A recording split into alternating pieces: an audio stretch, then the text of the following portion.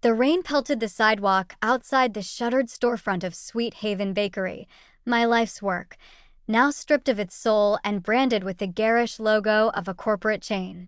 I stood there, soaked to the bone, staring at the place where I'd poured 20 years of love, sweat, and dreams.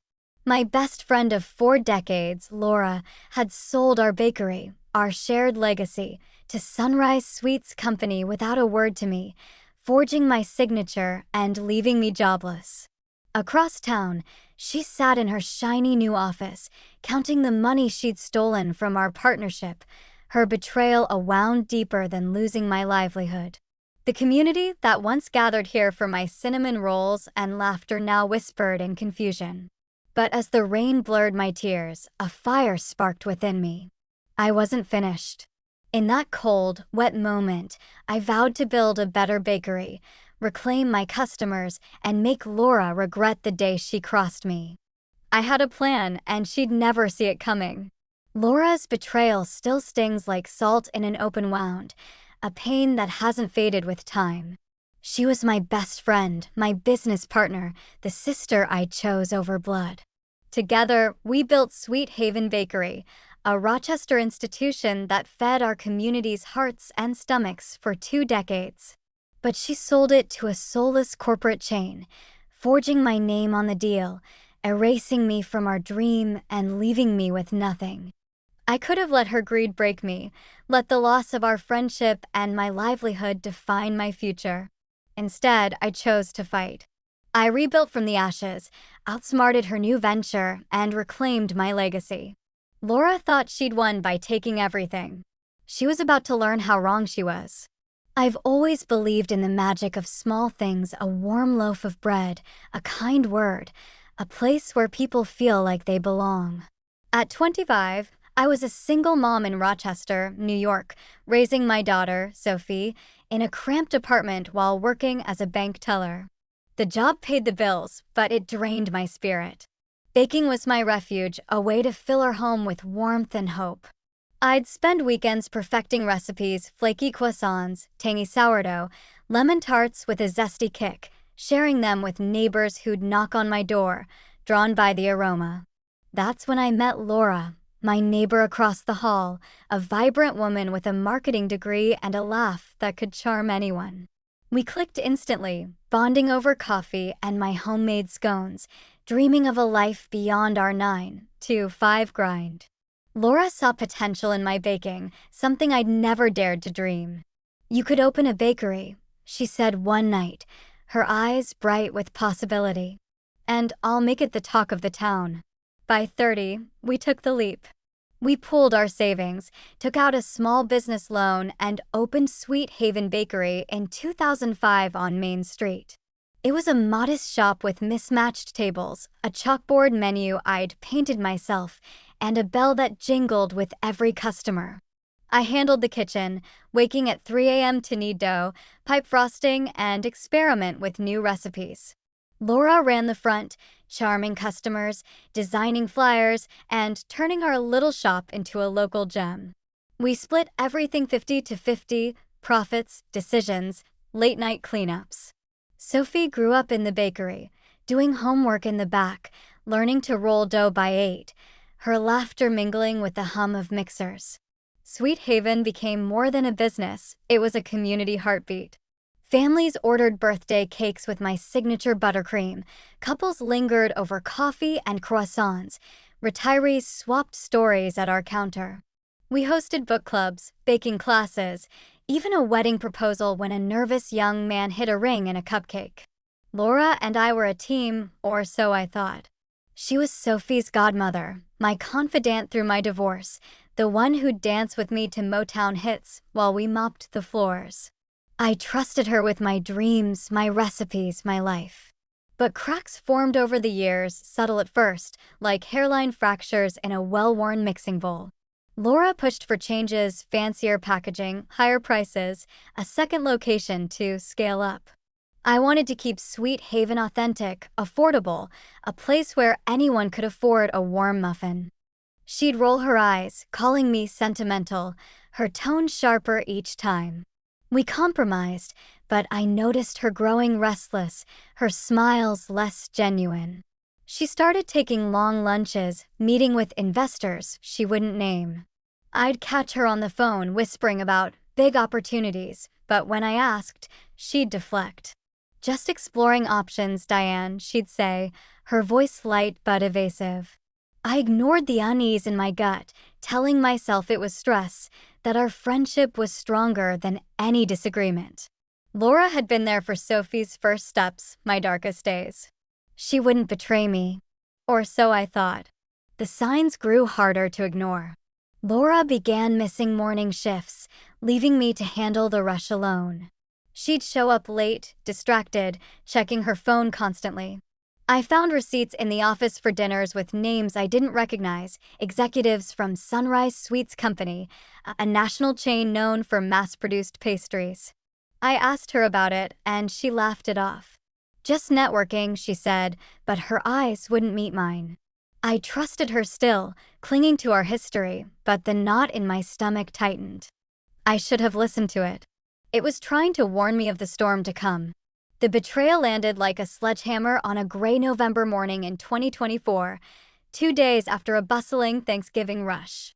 I arrived at Sweet Haven at 4 a.m., ready to start the day's baking, only to find the door locked, the windows dark. A sign taped to the glass read, "Closed for renovation," now part of Sunrise Sweets Company. My heart stopped. Sunrise Sweets was a corporate giant, their shops sterile and soulless, their pastries shipped frozen from factories. I fumbled with my keys, but none worked. The locks had been changed. I called Laura, my hands trembling, but her phone went straight to voicemail. I drove to her house, banging on the door, but it was empty, her car gone. Back home, I found an email in my inbox, sent at midnight from Laura's work account. It was a legal notice stating she'd sold Sweet Haven's assets to Sunrise Sweets for $1.2 million. As a 50% partner, I was entitled to half, but the deal was done without my consent, my signature forged on the sale documents. The email ended with a cold, impersonal line. "It's for the best, Diane. You'll get your share soon." I stared at the screen, my vision blurring with tears. My bakery, my recipes, my community, my life's work was gone. Laura, my best friend of 40 years, had stolen it all. Sophie, now 22 and working as a graphic designer, came over when I called, her face pale as I showed her the email. "How could she do this?" she asked, her voice breaking. I had no answer. Laura had been there for Sophie's birthdays, her graduations, teaching her to ride a bike in the bakery's parking lot. But she'd sold our dream for a quick profit, leaving me jobless and betrayed. When I finally reached Laura by phone, her voice was unapologetic, almost smug. "You were holding us back, Diane," she said. "Sunrise will take Sweet Haven national. It's my future now." Her future, not ours. The betrayal wasn't just financial. It was the death of a friendship I'd thought was unbreakable. The weeks after the sale were a haze of grief, rage, and humiliation. Sweet Haven was gutted, its cozy tables replaced with sleek chrome counters, my chalkboard menu swapped for glowing digital screens. My recipes, cinnamon rolls, sourdough, lemon tarts, were replaced with Sunrise's flavorless pastries, baked in bulk and shipped from a warehouse. Customers stopped me on the street, their faces a mix of confusion and anger. "Why'd you sell, Diane?" they'd ask, their disappointment cutting deeper than Laura's betrayal. I tried to explain, but the words choked me. I wasn't the one who sold out, but Laura had painted me as complicit, letting the community believe I'd chosen profit over them. Laura had moved into a new office downtown, a glass-walled space with Sunrise's logo plastered everywhere. She was their new regional director, overseeing the chain's expansion in upstate New York. She avoided me, sending a lawyer to deliver a settlement offer, $400,000 for my 50% share, far less than the $600,000 I was owed. The lawyer, a slick man in a tailored suit, claimed the bakery's value was depreciated due to market conditions. I knew it was a lie. Laura had deliberately undervalued Sweet Haven to pocket more for herself. I refused the offer, but the lawyer warned that fighting Sunrise's legal team would be costly and futile. I felt trapped, my savings dwindling, my future uncertain. Sophie and I pored over the sale documents, finding glaring inconsistencies. The contract listed a sale date 2 months earlier, before Laura had even hinted at selling. My signature on the papers was a clumsy forgery, a scrawl that didn't match my looping cursive. I drove to Laura's office, clutching the documents, and demanded answers. She sat behind her desk, her face a mask of indifference. "You wouldn't have agreed, Diane," she said, her voice cold. "I did what was necessary for the business." Necessary. The word burned like acid. I left her office, my hands shaking, vowing to fight not just for the money, but for the life she'd stolen from me. Laura's confidence grew with each passing month, as if she sensed victory. She appeared in local news articles, hailed as Sunrise Suites' rising star, posing in front of the remodeled Sweet Haven with a practiced smile. She'd turned my cozy shop into a sterile franchise, complete with baristas in branded aprons and a loyalty app that tracked every purchase.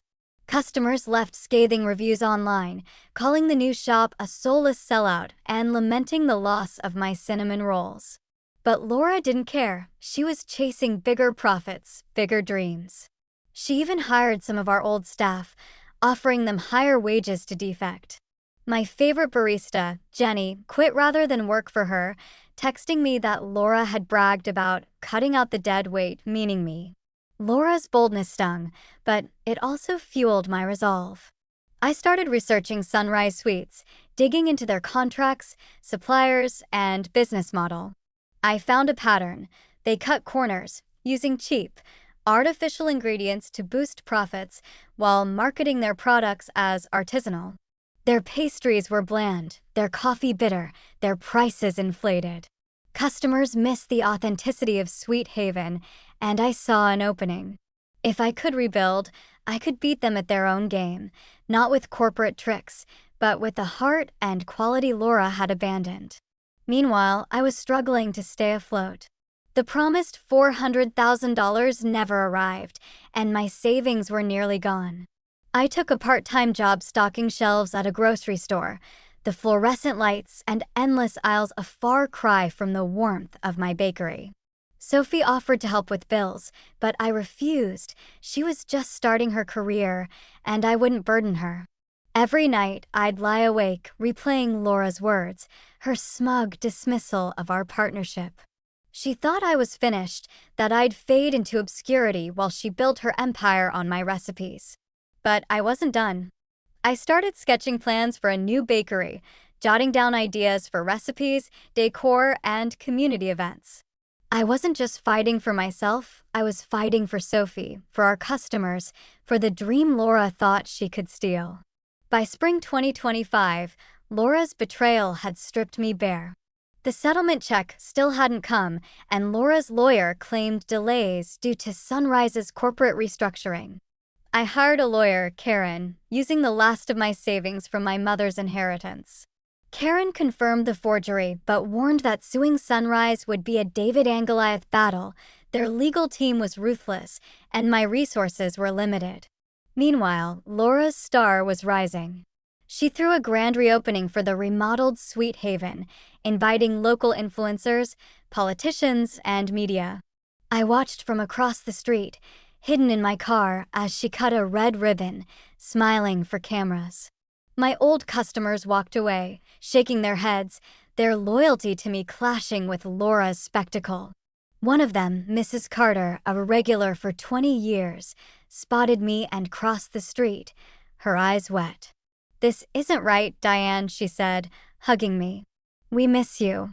The worst blow came when Sophie found a blog post Laura had written for Sunrise's website, titled The Evolution of Sweet Haven. In it, Laura claimed she'd single-handedly built Sweet Haven's success and modernized it by joining Sunrise. My name was erased, my recipes credited to her, my years of early mornings and late nights reduced to nothing. It was as if I'd never existed. Sophie was livid, ready to post a rebuttal on social media, but I stopped her.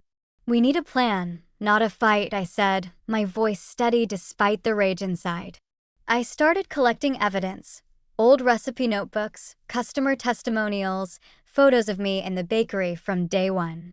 I reached out to former staff, like Jenny, who confirmed Laura had lied to Sunrise's executives, claiming I'd agreed to the sale. The betrayal was deeper than I'd imagined, a calculated effort to rewrite our history. The community's loss was palpable. Main Street felt emptier without Sweet Haven's warmth. Local businesses, a bookstore, a flower shop, told me their sales had dipped since the bakery changed. Sunrise's high prices and bland offerings drove families away, and the shop's reviews plummeted. But Laura was untouchable, her new role shielding her from the backlash. She'd moved into a sleek condo downtown, her lifestyle funded by the sale and her Sunrise salary. I felt like I was drowning, my identity tied to a place that no longer existed. But every customer who hugged me, every memory of Sophie giggling in the kitchen, reminded me why I had to fight. Laura had taken my bakery, but she couldn't take my spirit. I knew I couldn't win alone. Sophie became my anchor, using her graphic design skills to mock up a logo and website for a new bakery I dreamed of opening. Her enthusiasm, late nights sketching menus, brainstorming names, kept me going. Jenny, my old barista, offered to join me, bringing her knowledge of Sunrise's operations and her loyalty to our original vision. I reached out to Mrs. Carter and other loyal customers who formed a small but fierce support network, promising to spread the word if I reopened. They shared stories of Sweet Haven's impact: a first date, a child's birthday, a moment of comfort after a loss, reminding me what I was fighting for. Karen, my lawyer, dug deeper into the sale, finding that Laura had violated our partnership agreement by acting unilaterally. She uncovered emails between Laura and Sunrise's CEO, proving they'd colluded to undervalue Sweet Haven to cheat me out of my share. The emails were damning. Laura had called me resistant to progress and promised to handle my objections. Karen advised building a case slowly, gathering more evidence to strengthen our lawsuit.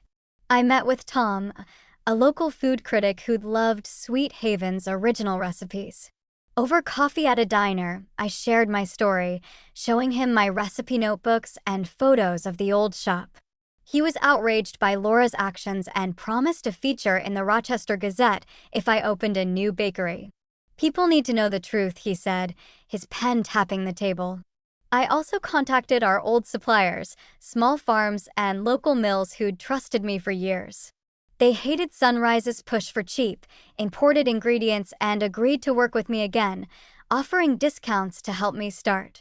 One farmer, Mr. Ellis, handed me a sack of flour and said, "You're the heart of this town, Diane.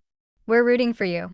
I also connected with a local business owner, Maria, who ran a nearby bookstore and had seen her sales drop since Sweet Haven's sale. She offered to host pop-up events for my new bakery, a way to test the waters without a full lease. With each ally, my vision solidified: a new bakery, true to Sweet Haven's soul, that would outshine Laura's corporate machine. I wasn't just rebuilding a business, I was rebuilding a community. I spent 8 months planning, scraping together funds from a small business loan, Maria's pop-up profits, and a crowdfunding campaign led by Mrs. Carter. In August 2025, I opened Diane's Hearth Bakery, a cozy shop 2 blocks from Sweet Haven's old location. Sophie's website and social media drew crowds, and Tom's glowing article in the Gazette brought more. I used my original recipes: cinnamon rolls with a secret spice blend, sourdough with a crackling crust, lemon tarts that zinged on the tongue, made with local ingredients from Mr. Ellis and others. The shop was small but warm, with wooden tables, a chalkboard menu, and a bell that jingled like Sweet Haven's. Jenny trained a new team, recreating the hospitality that had made our old shop special. Customers flocked back, their faces lighting up as they bit into familiar flavors. "This is home," Mrs. Carter said, tears in her eyes, and I knew I'd done it right. Laura noticed, and she wasn't happy. She sent a cease and desist letter claiming I was infringing on Sunrise's recipes, my recipes. Karen countered with proof that I'd created them, backed by my notebooks, dated photos, and affidavits from former staff. The letter was dropped, but Laura escalated, slashing prices at Sunrise's shop to undercut me. I didn't panic. I leaned into community, hosting free baking classes for kids, open mic nights for local musicians, and a memory wall where customers pinned photos of old Sweet Haven moments. The shop was packed daily, lines spilling onto the sidewalk. Mrs. Carter organized a boycott of Sunrise, and their online reviews tanked, with customers praising Diane's Hearth as the true Sweet Haven. The turning point came at Rochester's annual Harvest Food Festival in September. I entered Diane's Hearth in a baking competition, facing off against Sunrise Sweets and other local shops. Laura strutted in, her booth flashy with branded banners and free samples, confident she'd win. She'd hired a new pastry chef to mimic my recipes, but the results were bland, the textures off. I brought my cinnamon rolls, baked fresh that morning, their aroma drawing crowds. The judges, a mix of chefs and critics, awarded me first place, praising the rolls for their heartfelt craftsmanship and return to Rochester's roots, a clear dig at Sunrise's corporate fare. Tom tweeted the win, and a regional food magazine offered to feature Diane's Hearth. My booth was mobbed, customers buying out my stock, while Laura's sat deserted, empty. Her face was ashen as she packed up, her dreams of dominating the market shattered. Karen delivered the final blow in court that November. Using the forged documents, partnership agreement, and incriminating emails, we sued Laura and Sunrise for $2.8 million, my full share plus damages for fraud and emotional distress. The judge ruled in my favor, citing Laura's egregious breach of trust. Sunrise settled to avoid more PR damage, paying me $1.8 million, and dropped Laura as regional director to distance themselves from the scandal. She was left with nothing but a ruined reputation, her name toxic in the industry she'd helped her climb. I used the settlement to expand Diane's Hearth, opening a second location in a neighboring town. Sunrise's shop closed within months, unable to compete with the renewed loyalty of my authentic flavors. Today, Diane's Hearth Bakery is the heartbeat of Rochester, its tables filled with families, its air rich with the scent of fresh bread and nostalgia. Sophie runs our social media, posting videos of me teaching kids to bake. Jenny's warm smile greets every customer, and Mrs. Carter stops by daily, her story's a reminder of why I fought. Maria's bookstore thrives again, our pop-ups drawing crowds to Main Street. I've hired local artists to paint murals, turned this second location into a community space for workshops and events. Every loaf I bake feels like a victory, every smile a piece of the legacy I reclaimed. Laura moved to Buffalo, her career in tatters, her name a cautionary tale in Rochester's tight-knit food scene. I heard she's working in a corporate office job, far from the glamour she chased. I don't hate her, I pity her. She traded our friendship, our trust, for greed and a title, and she lost it all. But I gained something more, a stronger business, a deeper bond with Sophie and my community, a love for my craft that burns brighter than ever. This wasn't about revenge for its own sake, it was about rebuilding what was mine. Laura thought she could erase me, steal my work, my life. But I built something better. Not with bitterness, but with love, with the heart of Sweet Haven always was. If you faced a betrayal like mine, what would you do? Would you let it break you, or would you rise, stronger, wiser? I chose to rise, and every scone, every tart, every customer's smile proves it was the right choice. I'm still baking, still here, still standing, and I'm standing tall.